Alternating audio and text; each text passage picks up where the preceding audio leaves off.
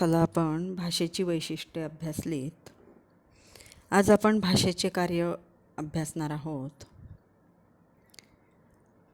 भाषेचे मुख्य कार्य जे आहे ते आहे संज्ञापन किंवा संदेशन.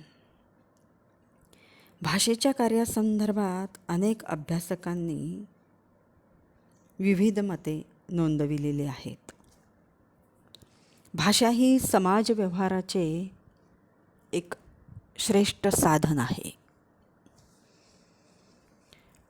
मानवी मनोगत व्यक्त होण्याचे ते ध्वनिमय साधन असून जे ध्वनीच्याद्वारे आपण व्यक्त होतो. भाषेमुळे मानवी व्यवहार हा सुलभ व सुकर होतो. भाषा नसती तर आपण आपला व्यवहार करू शकलो नसतो. आपल्या मनातल्या भावना विचार आपण इतरांपर्यंत पोहोचवू शकलो नसतो.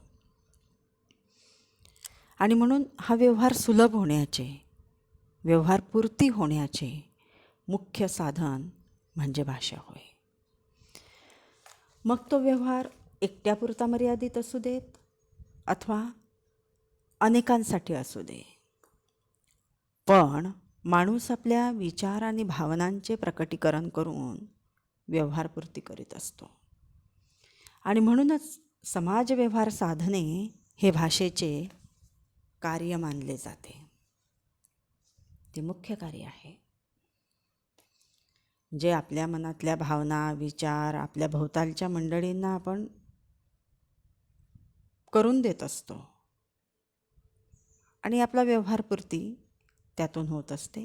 आणि याचं मुख्य साधन म्हणजे भाषा होय. कृपा कुलकर्णी यांनी म्हटले आहे की आत्मप्रकटीकरण म्हणजे सेल्फ एक्सप्रेशन व आत्मनिवेदन सेल्फ कम्युनिकेशन या दोन गोष्टी भाषेच्या मुळाशी असतात. म्हणजे एक स्वतःला प्रकट करणे आणि संवाद साधणे. आणि या दोन्ही गोष्टींसाठी आपण भाषा हे साधन वापरतो. प्र. न. जोशी सुबोध भाषाशास्त्र या ग्रंथात म्हणतात की समाजाच्या दृष्टीने भाषेचा उपयोग कमी महत्त्वाचा नाही आहे. नित्य नव्याने उदयास येणारी माहिती, नवीन नवीन माहिती येत असते. प्रत्येकाकडे काहीतरी नवीन माहिती असते. ती माहिती देशाचा इतिहास, भूगोल, धर्म, तत्त्वज्ञान, संस्कृती, राजकारण इत्यादींची ओळख आपण जी करून देतो इतरांना, तर ती भाषेच्या माध्यमातून होते. आज लिखित भाषेच्या माध्यमातून होते. पूर्वी ती मौखिक भाषेच्या माध्यमातून होत असे. एवढेच नव्हे तर शिक्षणाचे अंग भाषेच्या माध्यमानेच उभे राहू शकते. ललित वाङ्मय माणसाच्या मनाचं पोषण करते आणि हे सुद्धा भाषेच्या माध्यमातूनच होऊ शकतं. आणि म्हणून हे सुद्धा भाषेचं कार्य आहे.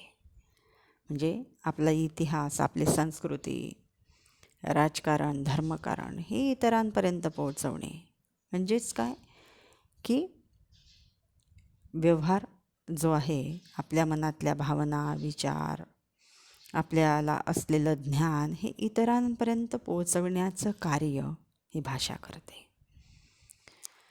सदाकर हाडे यांनी भाषा साहित्य कला आणि संस्कृती या ग्रंथामध्ये विविध कार्य भाषेची नोंदविलेली आहेत.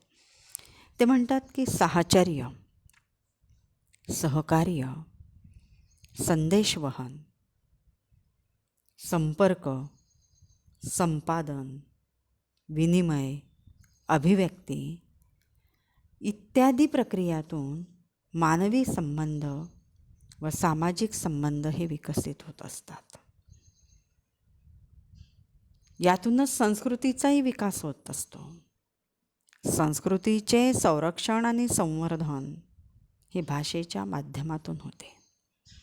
म्हणजे संस्कृती संवर्धन होते आणि संस्कृतीचं संरक्षणसुद्धा भाषेच्या माध्यमातून होतं. भाषा नसते तर आपल्याला ह्या संस्कृतीचं जतन करता आलं नसतं. भाषा केवळ संदेश वहनाचेच कार्य करते असे नव्हे, तर ती साहित्य निर्मितीसुद्धा करते.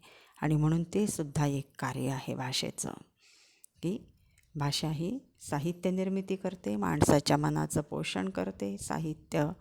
भाषा ही समाज संस्कृतीचा संरक्षण आणि संवर्धन करते. मूगपानसे म्हणतात की समाजधारणेला साधनभूत असलेली भाषा ती बोलणाऱ्या समाजाच्या विचारसरणीची प्रक्रिया दर्शविते. समाजधारणेला म्हणजे समाजाच्या ज्या धारणा असतात तर त्या धारणा इतर माणसांपर्यंत पोचविण्याचं कार्य भाषा करते. आणि त्यातूनच समाजाची संस्कृती ही दर्शविली जाते. आणि म्हणून भाषेचा आशय हा संस्कृतीने भरलेला असतो असं म्हटलं जातं. आता भाषेचं हे जे कार्य आहे आपण बघितलं की सगळ्यात महत्त्वाचं कार्य म्हणजे संज्ञापन आणि संदेशन. भाषा ही बोलणे आणि ऐकणे या अनुषंगाने चालणारी प्रक्रिया आहे. दोन गोष्टी याच्यामध्ये महत्त्वाच्या आहेत, एक बोलणे आणि एक ऐकणे. एखादी व्यक्ती जेव्हा बोलते तेव्हा ती व्यक्ती एकापाठोपाठ एक असे ध्वनी उच्चारते. हे ध्वनी समुच्चय आपल्याला ऐकायला येतात. आता मी जे बोलते आहे ते आपण ऐकत आहात, म्हणजे ध्वनींचा एक समुच्चय तुमच्यापर्यंत पोहोचतो आहे आणि त्यातून तुम्हाला विशिष्ट अर्थ लक्षात येतो आहे. म्हणजेच काय की बोलणाऱ्याच्या मनातील भाव ध्वनींच्या साहाय्याने ऐकणाऱ्यापर्यंत पोहोचविणे म्हणजे संदेशन होय. यालाच संज्ञापन असे म्हणतात. म्हणजे काय की बोलणाऱ्याच्या मनातले भाव, त्यामध्ये विचारसुद्धा आले ध्वनीच्या माध्यमातून. आता मी कुठलं माध्यम वापरते आहे? ध्वनीचं माध्यम वापरते आहे. ध्वनीच्या माध्यमातून ऐकणाऱ्यापर्यंत पोहोचविणे म्हणजेच संदेशन होय. यालाच संज्ञापन असे म्हणतात. ध्वनिरूप माध्यमातून या ना त्या प्रकारचा आशय सुचविलेला असतो. आता संज्ञापन पूर्ण केव्हा होईल? जेव्हा बोलणाऱ्याच्या मनातले भाव किंवा विचार ऐकणाऱ्यापर्यंत पोचतील तेव्हा ते संज्ञापन पूर्ण होईल.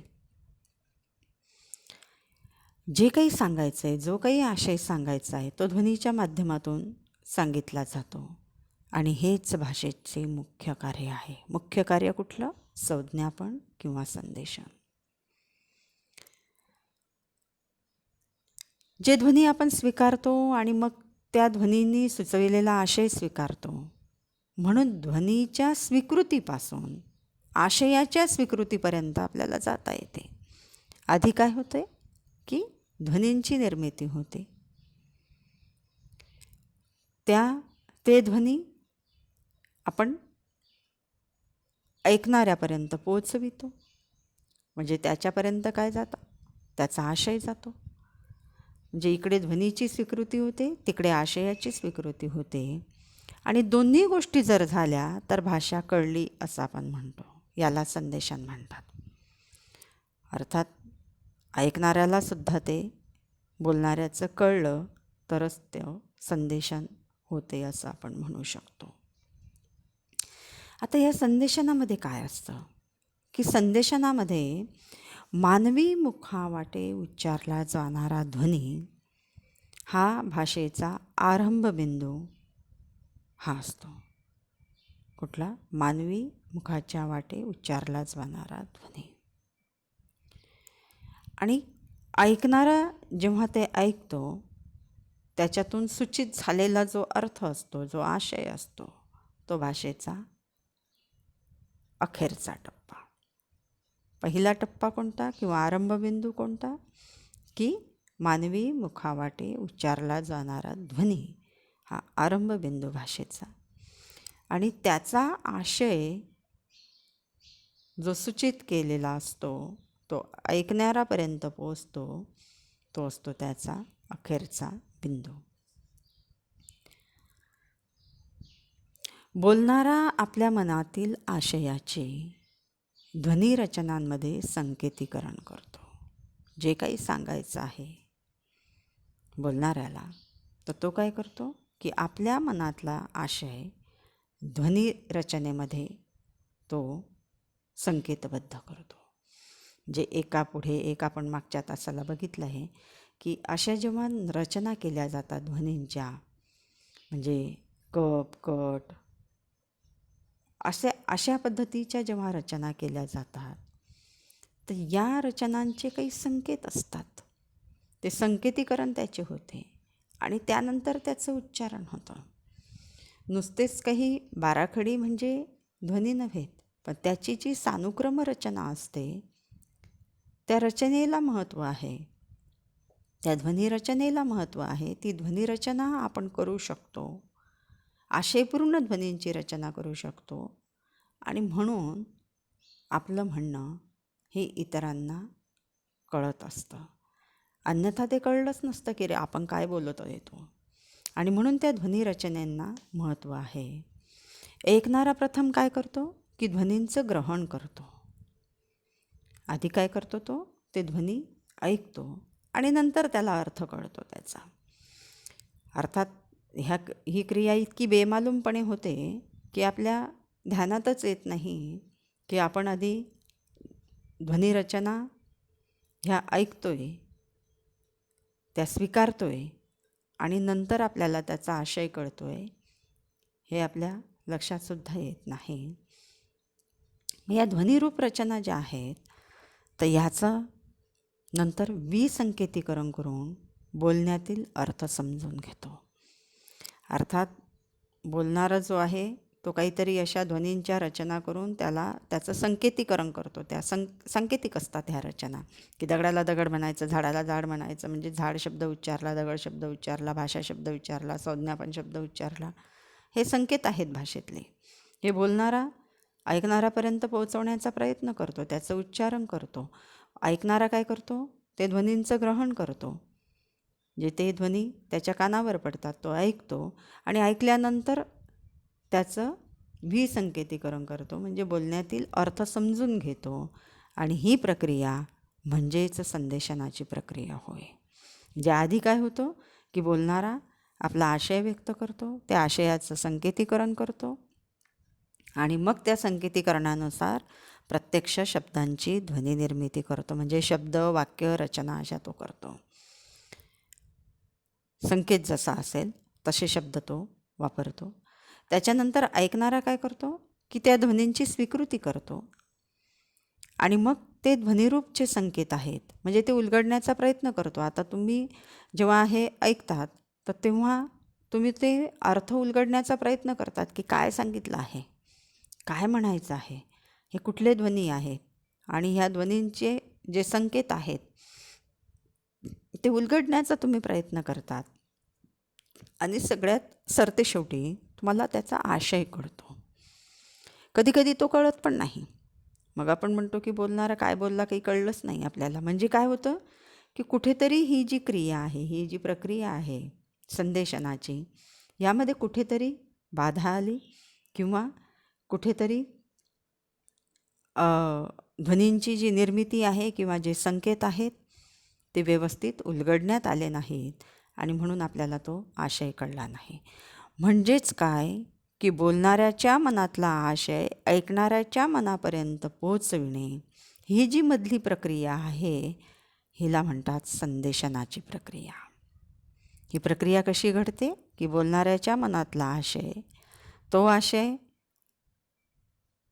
भाषेमध्ये जे संकेत असतात त्या संकेतानुसार त्याची ध्वनिनिर्मिती करून ऐकणाऱ्यापर्यंत पोचविला जातो. ऐकणाराही काय करतो की ध्वनींचा आधी स्वीकार करतो, नंतर त्या ध्वनींचे अर्थ उलगडतो आणि नंतर मग सरतेशेवटी त्याला त्याचा अर्थ समजतो, म्हणजे आशय समजतो. अशी ती प्रक्रिया घडते आणि यालाच म्हणतात संदेशनाची प्रक्रिया. या प्रक्रियेत बोलणारा आणि ऐकणाऱ्या या दोघांनाही भाषेतील अर्थसंकेत माहीत असले पाहिजेत.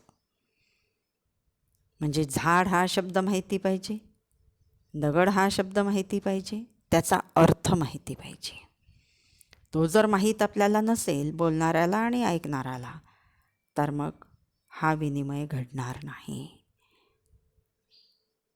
परकीय भाषा जर आपण ऐकली, बंगाली भाषा ऐकली, चीनी भाषा ऐकली, जपानी भाषा ऐकली, आपल्याला कळणार नाही. कारण काय की बोलणाऱ्याच्या मनातला आशय जो आहे तो जेव्हा ऐकणाऱ्यापर्यंत पोचतो तेव्हा ते ध्वनी आपल्या कानावर पडतील, पण त्यातले जे संकेत आहेत ते आपल्याला कळणार नाही की त्यांनी जो माता शब्द वापरला तो कशासाठी वापरला.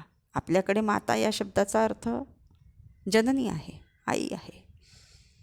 चीनी भाषेत तो भिन्न आहे आणि मग तो अर्थ आपल्याला कळणार नाही, कारण आपल्या भाषेतला संकेत वेगळा आहे.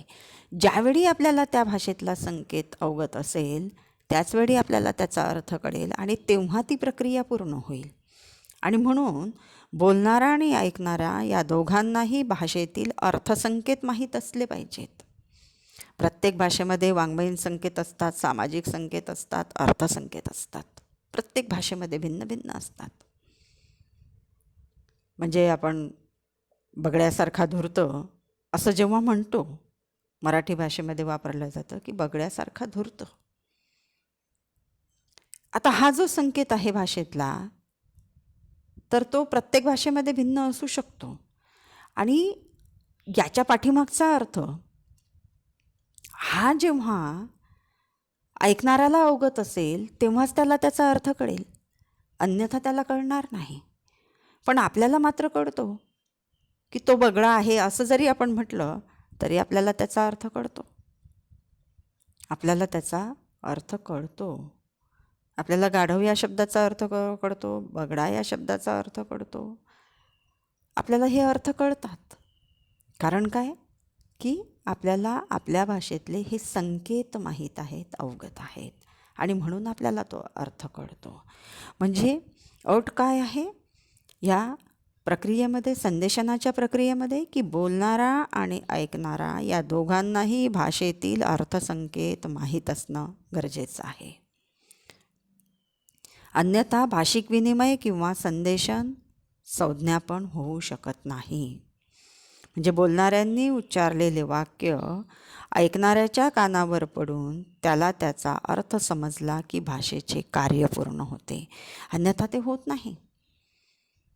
कठीण शब्द जर इंग्रजीतले वापरलं तर तुम्हाला कळत नाहीत, म्हणजेच काय की ते कार्य पूर्ण झालं नाही.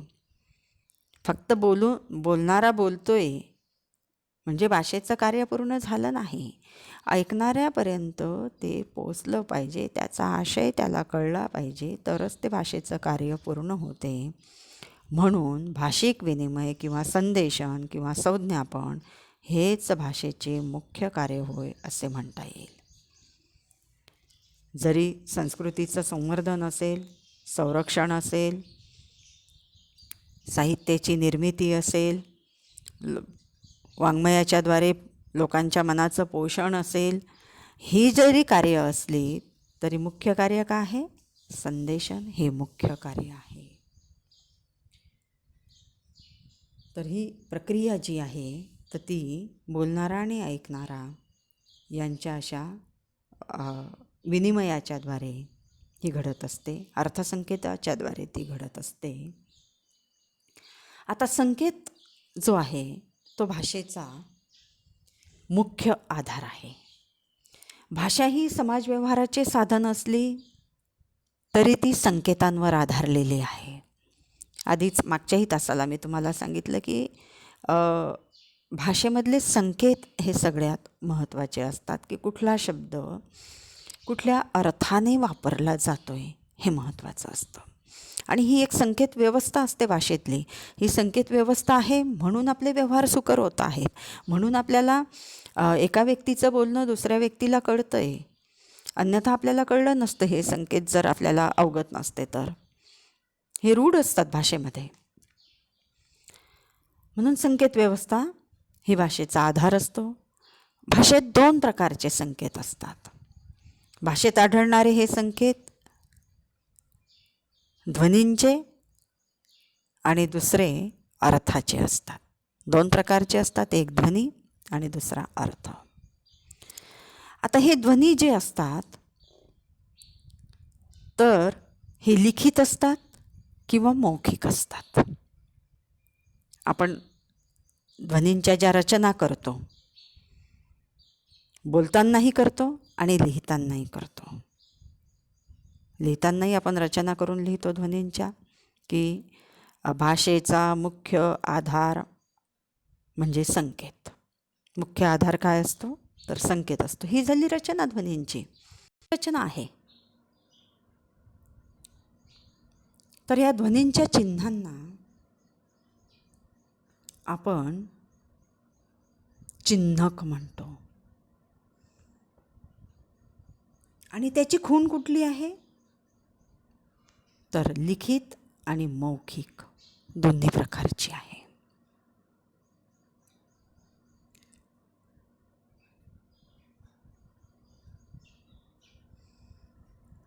आणि अर्थाच्या संकेतांना आपण चिन्हित म्हणतो. आता अर्थ ही संकल्पना अर्थात अमूर्त आहे. म्हणजे पुस्तक हा शब्द आपण उच्चारला, ध्वनीच्या माध्यमातून विचारला तर पुस्तकाची कल्पना आपल्याला समजते. म्हणजे त्यातलं जे चिन्हित आहे ते आपल्याला कळतं. ध्वनी ऐकल्याबरोबर आपल्या मनात येणारी जी संकल्पना असते, म्हणजे जी कॉन्सेप्ट असते ती चिन्हित असते. कोणतीही भाषा ही ध्वनी, शब्द आणि अर्थ यातून बनलेली असते. आणि म्हणून ध्वनिरूप चिन्हक आणि अर्थरूप चिन्हित यातील संबंध म्हणजेच चिन्हांची व्यवस्था होय. आणि हेच भाषेतील संकेत असतात. पुढच्या तासाला आपण या भाषेच्या ज्या क्रिया आहेत शारीरिक, मानसिक त्यांचा अभ्यास करू. धन्यवाद.